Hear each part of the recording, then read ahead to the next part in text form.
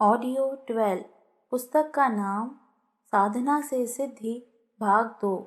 लेखक तपोनिष्ठ वेदमूर्ति पंडित श्री राम शर्मा आचार्य।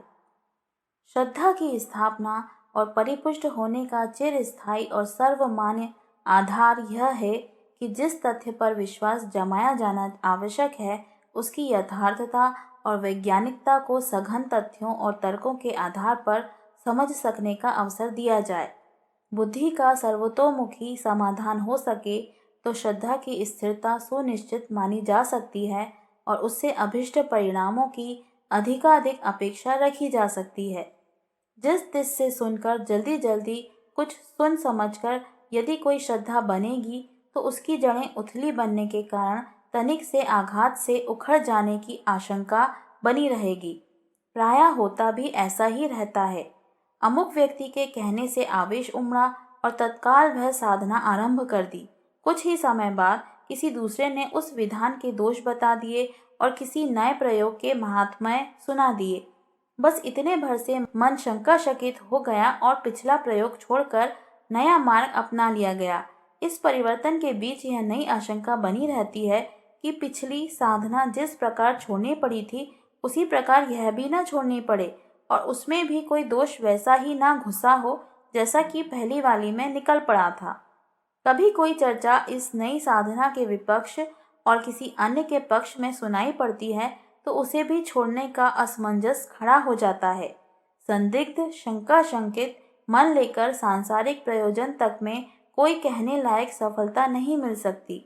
फिर अध्यात्म क्षेत्र तो पूरी तरह श्रद्धा की शक्ति पर ही आधारित और अवलंबित है।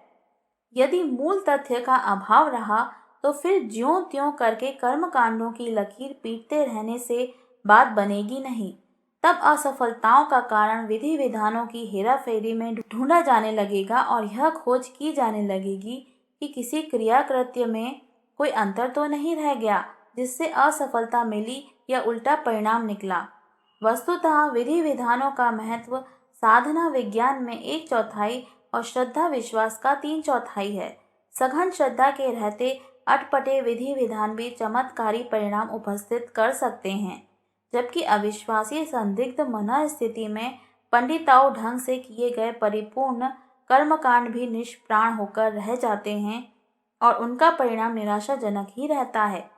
अस्तु साधना क्षेत्र में प्रवेश करने वाले प्रत्येक साधक में श्रद्धा तत्व की परिपक्वता का आधार खड़ा करना आवश्यक समझा जाना चाहिए। श्रद्धा का सहचर है विश्वास, इसे निष्ठा भी कहते हैं। किसी तथ्य को स्वीकार करने के पूर्व उस पर परिपूर्ण विचार कर लिया जाए। तर्क प्रमाण परामर्श परीक्षण आदि के आधार पर तथ्य का पता लगा लिया जाए और समुचित मंथन के बाद किसी निष्कर्ष पर पहुंचा जाए। इसमें देर लगे तो लगने देनी चाहिए। उतावली में इतना अधूरा निष्कर्ष ना निकाला जाए जिसे किसी तनिक के बहकावे मात्र से बदलने की बात सोची जाए। कोई व्यक्ति विधि विधानों के बारे में ऐसे ही अनिश्चित रहते हैं, एक के बाद दूसरे से पूछते फिरते हैं, फिर दूसरे तीसरे से और तीसरे का चौथे से पूछते हैं।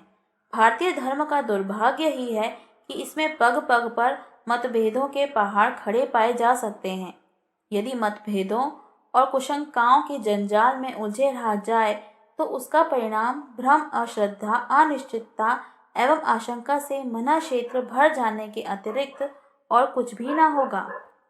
ऐसी मना स्थिति में किए गए धर्मानुष्ठानों के परिणाम नहीं के बराबर ही होते हैं। श्रद्धा विश्वास का प्राण ही निकल गया तो फिर मात्र कर्मकांड की लाश लादे फिरने से कोई बड़ा प्रयोजन सिद्ध न हो सकेगा। विश्वास का तात्पर्य है जिस तथ्य को मान्यता देना उस पर दृढ़ता के साथ आरूढ़ रहना। इस दृढ़ता का परिचय उपासनात्मक विधि विधानों की जो मर्यादा निश्चित कर ली गई है उन्हें बिना आलस उपेक्षा बरते पूरी तत्परता के साथ अपनाए रहने में मिलता है। विधि विधानों के पालन करने के लिए शास्त्र में बहुत जोर दिया गया है और उसकी उपेक्षा करने पर साधना के निष्फल जाने अथवा हानि होने निराशा हाथ लगने का भय दिखाया गया है। उसका मूल उद्देश्य इतना ही है कि विधानों के पालन करने में दृढ़ता की नीति अपनाई जाए। हानि होने का भय दिखाने में इतना ही तथ्य है कि अभिष्ट सत परिणाम नहीं मिलता अन्यथा सत प्रयोजन में कोई त्रुटि रह जाने पर भी अनर्थ की आशंका करने का तो कोई कारण है ही नहीं। साधना मार्ग पर चलने वाले को अपनी स्थिति के अनुरूप विधि व्यवस्था का निर्धारण आरंभ में ही कर लेना चाहिए। जो निश्चित हो जाए उसमें आलस उपेक्षा बरतने की ढील पोल ना दिखाई जाए। दृढ़ता ना बरती जाएगी तो आस्था में शिथिलता आने लगेगी, तत्परता मंद पड़ जाएगी, फलतः मिलने वाला उत्साह और प्रकाश भी धूमिल हो जाएगा। व्यायाम प्रयोगों द्वारा शरीर बल बढ़ता है। ज्ञान वृद्धि के लिए शिक्षा का सहारा लिया जाता है। धनी बनने के लिए उद्योग व्यवसाय अपनाने पड़ते हैं। उनके लिए अभिष्ट उपकरणों का संग्रह एवं प्रयोग करना पड़ता है। ठीक इसी प्रकार श्रद्धा और विश्वास को विकसित करने के लिए देव प्रतिमाओं को, तीर्थ स्थलों को, पूजा प्रतीकों को माध्यम बनाना पड़ता है। उन पर आरोपित की गई श्रद्धा प्रतिध्वनित और प्रतिफलित होकर साधक के पास वापस लौटकर आती है। गेंद को दीवार या धरती पर मारने से टकराने पर वह उसी स्थान पर लौटती है जहाँ से उसे फेंका जाता है। शब्द भेदी बाणों के बारे में कहा जाता है कि वे लक्ष्य भेद करने के उपरांत लौटकर फिर तर्कस में आ घुसते थे। गुंबज में की गई आवाज़ गूंजती है और उच्चरित स्थान में आ टकराती है। पृथ्वी गोल है, सीधी रेखा बनाकर यदि लगातार चलते रहा जाए तो चलने वाला लौटकर वहीं आ जाएगा जहाँ से उसने चलना आरंभ किया था। श्रद्धा को भी पूजा प्रतीकों पर फेंका जाता है। वे निर्जीव होने के कारण स्वयं तो कुछ नहीं कर सकते, पर प्रतिक्रिया को प्रयोगकर्ता के ऊपर निश्चित रूप से वापस लौटा देते हैं। गोबर के बने गणेश भी उतना ही चमत्कारी फल प्रदान कर सकते हैं जितना कि असली गणेश कुछ कर सकने में समर्थ हो सकते थे। एकलव्य ने मिट्टी द्वारा बनी द्रोणाचार्य की प्रतिमा से उतना लाभ प्राप्त कर लिया था जितना कि असली द्रोणाचार्य से पांडवों को नहीं मिल सका। यह श्रद्धा की शक्ति का ही चमत्कार है। देवता का निवास काष्ठ, पाषाण आदि में नहीं रहता। भावो ही विद्यते देव, तस्मात् भावो ही कारणम। भावना में ही देवता का निवास रहता है। अस्तु देव दर्शन में होने वाले लाभों में भावना का स्तर ही प्रमुख कारण है। भाव रहित होकर देव प्रतिमाओं की समीक्षा की जाए तो वह धातु और पाषाण के सहारे प्रस्तुत की गई कलाकृति के अतिरिक्त और कुछ भी न रह जाएगी। श्रद्धा और विश्वास के अभिवर्धन में एक जीवित तत्व भी सहायक सिद्ध होता है और वह है गुरु। आत्मिक प्रगति के क्षेत्र में सदा से गुरु धारणा की महत्ता को समझा और स्वीकारा जाता रहा है। उसे गुरु ब्रह्मा गुरु विष्णु अखंड मंडलाकारं तस्मै श्री गुरुवे नमः अज्ञानतिमिरान्धस्य आदि वंदना स्तवनों में गुरु महिमा एवं गुरु भक्ति का बढ़ा चढ़ा महात्म्य प्रस्तुत किया गया है। इसमें निहित स्वार्थों का, भोले लोगों की भावुकता का शोषण करने की प्रवृत्ति काम करती रही है और उससे अनर्थ मूलक अंधविश्वास भी बहुत फैला है। पर यह कहने और मानने में भी कोई आपत्ति नहीं कि श्रद्धा तत्व की अभिवृद्धि और विश्वास की परिपुष्टि में गुरु धारण करने से अति महत्वपूर्ण प्रतिफल भी उपलब्ध होते हैं। अध्यात्म दर्शन में संप्रदाय भेद से अगणित मान्यताएं प्रचलित हैं। वे एक दूसरे से भिन्न ही नहीं, प्रतिकूल एवं प्रतिपक्षी भी हैं। साधना विद्यानों के संबंध में भी यही बात है। ऐसी दशा में किसे अपनाया जाए, किसे ना अपनाया जाए, यह निर्णय कर सकना सामान्य बुद्धि के लिए अति कठिन होता है। संदिग्ध, शंकाशील और अनिश्चित मन स्थिति में कोई बात ना तो पूरी तरह गले उतरती है और ना बताए मार्ग पर पूरे उत्साह के साथ चल सकना संभव होता है। आधे अधूरे मन से प्रयोग परीक्षण की तरह किए गए साधन सदा निर्जीव होते हैं। उनका कोई कहने लायक परिणाम नहीं निकलता। इस असफलता से अविश्वास और भी पनपता है और अंततः निराशाग्रस्त होकर उस मार्ग से उदासीन होते होते छोड़ देने की ही स्थिति आ पहुंचती है। इस अनिश्चितता से बचने के लिए एक ऐसे प्रामाणिक अधिकारी की नियुक्ति आवश्यक होती है जिसके निर्देश को स्वीकारनीय माना जा सके। फौजी अनुशासन में यही होता है। अफसर आज्ञा देता है और सैनिक उसका प्राणपण से पालन करता है। निर्देश के उचित अनुचित होने का दायित्व अवसर पर रहता है। सैनिक के लिए इतना ही पर्याप्त है कि उसने आदेश का पूर्ण तत्परता के साथ पालन किया। साधना मार्ग में भी इसके अतिरिक्त और कोई गति नहीं। निज के समाधान के लिए किन्हीं सिद्धांतों की उपयोगिता पर जितना कुछ तर्क विवाद अन्वेषण करना हो, उतना पूरी गहराई के साथ कर लेना चाहिए। इसी प्रकार इस मार्ग का पथ प्रदर्शक चुनने से पूर्व उसके ज्ञान अनुभव एवं चरित्र के संबंध में जितनी भी कुरेदबीन करनी संभव हो वह कर लेनी चाहिए। पर अंततः ऐसी स्थिति में पहुंचना ही चाहिए कि किसी के निर्णय और निर्देश को स्वीकार्य अनुशासन की तरह ग्रहण किया जाए और पूर्ण विश्वास के साथ निर्धारित गतिविधि अपनाते हुए आगे बढ़ा चला जाए। इतना बन पड़े तो समझना चाहिए अनिश्चितता और आशंका की स्थिति का अंत हो गया। अब विश्वास पूर्वक प्रयत्नशील रहकर अभिष्ट लक्ष्य प्राप्त कर सकना संभव हो सकेगा। सिद्धांतों और कार्यक्रमों के संबंध में गुरु के अनुशासन को स्वीकार किया जाना चाहिए। इसके लिए एक ही व्यक्ति का निर्देश प्राप्त करना पर्याप्त है।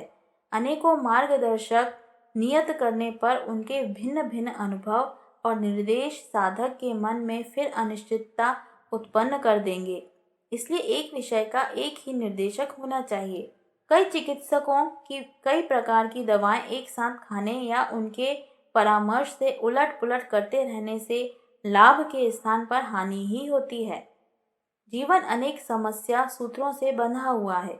उनकी विशिष्ट धाराओं के विशिष्ट मार्गदर्शक हो सकते हैं। मकान बनाने में इंजीनियर, इलाज में डॉक्टर, मुकदमे में वकील को गुरु मानकर चला जा सकता है।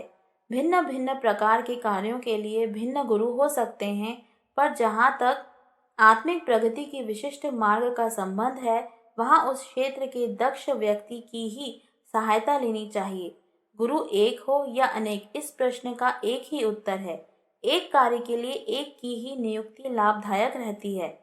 इसमें निर्देश संबंधी कोई भूल रहेगी तो उसका दोष या दंड निर्देशक के पल्ले बंधेगा। साधक को अशुद्ध विधि से साधना करने पर भी अपने विश्वास के अनुरूप निश्चित रूप से सत्परिणाम ही मिल जाएगा। श्रद्धा की प्रेरणा है श्रेष्ठता के प्रति प्रीति, घनिष्ठता, तन्मयता एवं समर्पण की प्रवृत्ति। परमेश्वर के प्रति इसी भाव संवेदना को विकसित करने का नाम है भक्ति। भक्त को भगवान के प्रति अनन्य प्रेम उत्पन्न करना पड़ता है और उसे इस स्तर का बनना पड़ता है कि सच्चे प्रेमी की तरह आत्मसात होने और आत्मसमर्पण के बिना चैन ही ना पड़े।